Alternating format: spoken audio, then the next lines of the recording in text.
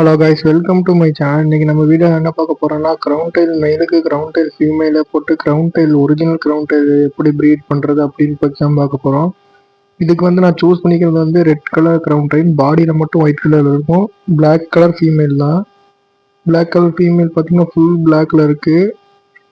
ஒரு நிமிஷம், அதோட வீடியோ நான் அப்லோட் பண்றேன். கிரவுண்ட் டைல் ப்ரீடிங் முக்கியமான ஸ்டேஜ். ஃபர்ஸ்ட் கிரவுண்ட் டைல் நல்லா இருக்கான்னு பார்த்துங்க. ரெண்டுமே நல்லா இருக்கணும், எக்லோட இருக்கணும் ஃபீமேலுக்கு. இப்போ பார்த்தீங்கன்னா இதுதான் என்னோட கிரவுண்ட் டைல் மெயிலு. பார்த்தீங்கன்னா எவ்வளோ அக்ரஷனாக இருக்குது, எவ்வளோ ஆக்டிவாக இருக்குன்னு தெரியும். இப்படி ஆக்டிவாக இல்லாதபோது போடக்கூடாது. பபுள்ஸ் வேறு மேலே கட்டிருக்கு, பார்த்தாலும் உங்களுக்கு தெரியும். இந்த மாதிரி பபுள்ஸ் கட்டி அக்ரஷனாக இருக்கும் போது, அக்ரஷன்னா ஓரளவுக்கு அது இது ஒரு இடத்துல இல்லாமல் நல்லா துருத்துருத்துரும் இருந்ததுன்னா அப்போ ப்ரீடிங் போடுங்க. அப்போ தான் ப்ரீடிங் சக்ஸஸ் ஆகும். இது நிறைய பேர் தெரியாமல் ரொம்ப சோம்பேறியாக இருக்கிற பீட்டாக்குள்ள ப்ரீடிங் போட்டுட்ருக்காங்க. அப்படி போடாதீங்க.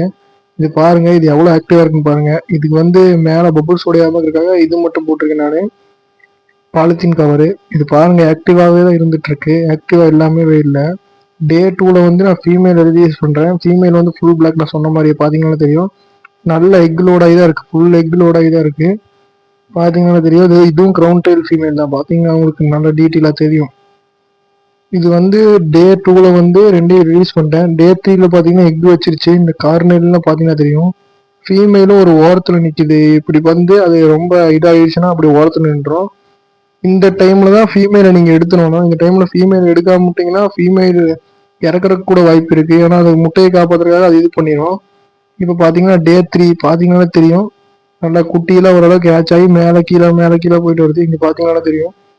மேலே பபுள்ஸுக்கு மேலே பாருங்க, எல்லாமே எக்களோட தான் இருக்கு. எக் ஹேட்ச் ஆகி தான் இருக்கு. பாத்தீங்கன்னா தெரியும்.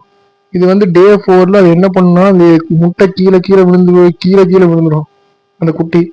அதெல்லாம் மெயில் கலெக்ட் பண்ணிட்டு போய் மேலே கொண்டு வைக்கும். இப்போ பாருங்க, ஒரு நிமிஷம் வெயிட் பண்ணுங்க, இருக்கும் காட்டுறேன் உங்களுக்கு. இப்போ பொறுக்க மேலே கொண்டு போய் ஒன்று வைக்கும். பார்த்தீங்களா, ஒரு பபுள்ஸ்லேயும் ஒன்று கொண்டு வைக்கும். இதுதான் மெயிலோட வேலை. 4வது நாள் இப்படிதான் போயிட்டு, டே 4 இப்படிதான் போயிட்டு இருக்கும். டே 4 டே 5 இப்போ காமிக்கிறேன் பாருங்க.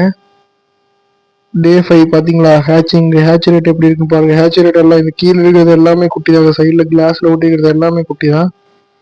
இந்த குட்டியெல்லாம் நம்ம காப்பாத்துறது, இந்த ஹேச்சிங் பண்றது ஈஸி தான். இது தெரிஞ்சவங்க ஹேட்ச் பண்றது ஈஸி, குட்டி காப்பாற்றுறதா கஷ்டம். நம்ம வீடியோ பாருங்க, நான் எப்படி போடுறேன்.